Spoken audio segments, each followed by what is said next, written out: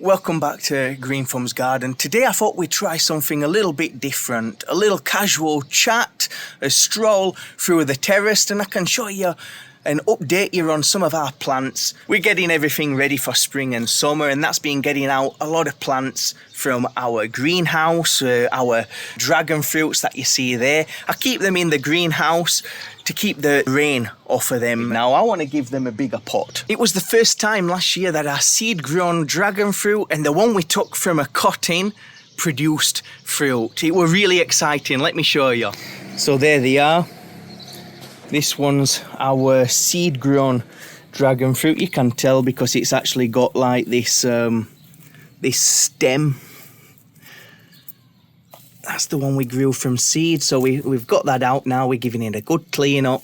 But I was surprised how much fruit this little thing developed last year. And I'll show you some video now so you can see how prolific it produced for its first time, and true to seed as well. So the seeds that we planted to grow this dragon fruit ended up producing a fruit equal to the one that we planted. I consider that a really awesome result. And this one is the one you'll see in the video now that we took a cutting years ago. And I know what you're thinking. I know you're looking at all these weeds, but I want to do this video unfiltered, unprepared, and show you, you know, what the reality is. And I've got an excuse why it's so unkempt. And we'll get to that excuse in a minute. But this is the one we grew from a cutting. That's the original cutting you can see here. From the same plant that we got the seed out of the fruit for this one. But it's coming on lovely. My little ramshackle of a frame held up with all the fruit on it. We gave it a good cut back before we slammed it in this cheap little greenhouse. Look, it's been 5 years, and don't forget, this thing survived a tree falling on it. It survived me throwing it down the terrace when it was in a thunderstorm, and that was nearly blowing me away like Mary Poppins. It survived some real punishment, and it's not blown away because I've got it really nicely wedged in with that 100-litre citrus pot wedged in. And try and give it a bit of shelter, like it's next to this wall, so obviously that's giving it some shelter from any winds coming from that direction. Then so far it's been all right. It's still here, and look, that's the mess. That is the mess. When I've got all my plants packed in here, and I've got my cherries in there, I've got the pineapple, the dragon fruits are right. I just can't get inside.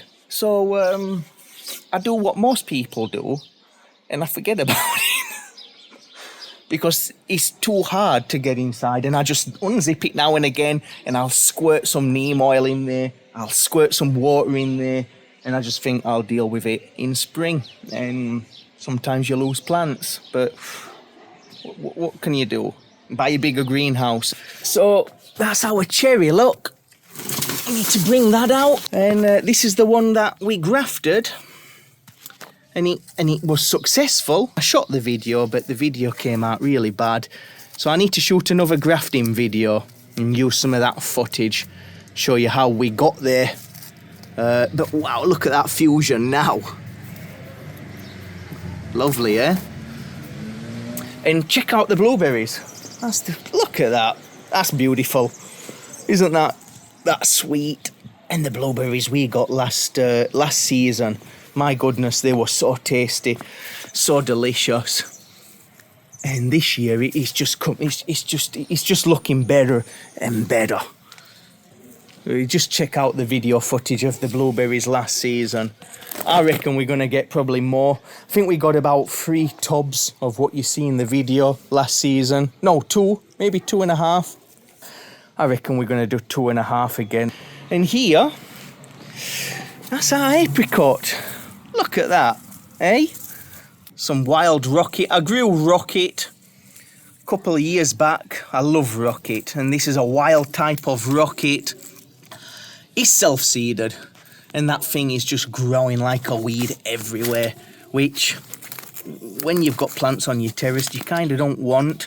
If I had a nice little small hole though, I mean, having edible salads and stuff, just self-seeding and growing wild without much effort. I mean, I'm game. That's a result in my opinion. It's coming on lovely, really nice.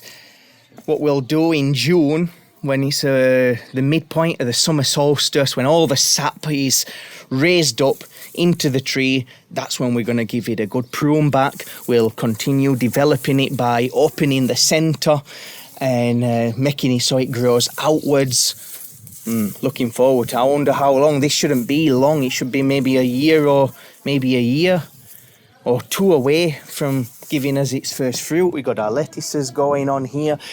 The dragon fruit we grew from seed took 4.5 years. We grew a lot from seed, about 8 plants. This is the only one. Well, actually, I have some more. I'll show you now. They're runts. They're the runts of the litter. Out of them 8, I've ended up with this one that defeated all odds. I don't like to pander to plants. If you grow a load of plants from seed and they're struggling and they're wimping along, if it dies, it dies. This is the other ones that I've got in my storeroom. But you can see they're just so scraggly. They've had all the same opportunities as that other one. So some of the dragon fruits just keep shooting basil shoots from the bottom, which I don't want. I want the growth to be at the top, and no matter how much I've been like chopping it back, the plant just wants to grow basils, and well, I'm not interested. So to be honest, this has been marked for destruction. It'll be getting thrown away. I'm happy with what I've got. Yeah, we've won. This, there's no point pandering to the runts. You just got to let them go. Yes, that's how it is. This is another dragon fruit which produces a really nice red flesh. Really nice, and well, we'll get that. We need to get the frame finished for it. And that's, if you are going to grow from seed, some dragon fruits or an apricot, some cherries, grow plenty. Don't just grow one. Grow 10. Grow 10. See what happens and see which ones survive. Oh, let me show you my jasmine. I repotted that. That was doing really bad. We've had that big problem with the worms, and the soil was just drying out, really sandy from the worms just constantly mushing and eating and digesting the organic matter in the soil, the natural humus and stuff what holds it together. And the plant was just drying out. And you're watering it. I explained, if you didn't see that video on how vermiculture can ruin your potted plants, then check that out. I'll put a link up for you now. But since I repotted it, it's coming back really nice. We gave it a lot more space. Obviously, we had the neighbour's cat coming in here. I think it's a feral cat, to be honest, that just knows how to get into the neighbour's property and then ours, and crapping in all the plants. We've got a huge problem now with ants. Ants are just driving us mad, and I've been making a natural ant poison, super effective at killing the colony. Let me show you the pineapples. Pineapple quarters that we made. They needed a good repotting. That's our pineapples, look.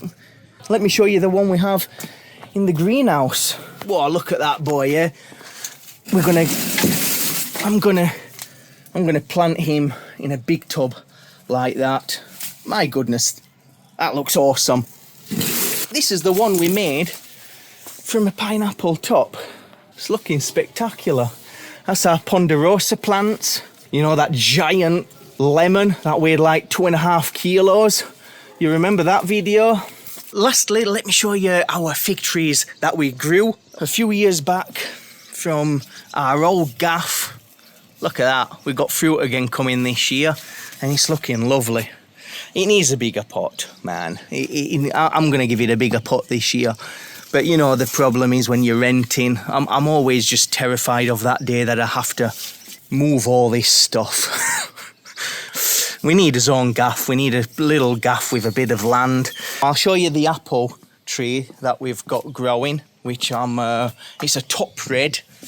And we're growing this, we're training this as an espalier. But look at those beautiful lateral branches that are growing. We gave it a scaffolding prune about 1.5 years ago. And when you're growing an espalier, which is basically you're trying to grow a tree in a, think of it as if it was in two dimensions, which is great for saving space. You can take advantage of your walls in the garden. It's coming on really well. I mean, just look at that juicy, nice, thick branch that's developed. That was just a skinny little bud branch when we first did the first cut. When you're growing an espalier, and we're making a video on this, basically you pick 3 buds. You need 2 lateral buds that are obviously pointing in the direction that you want, and then you need 1 bud on the top. That's our red top red apple tree, looking really nice. It's coming on really well. So if you enjoyed this little informal update, this little walkthrough, make sure you hit that like button. Hopefully you like these easy updates, and we'll try and make more of them. I'll see you guys in the future.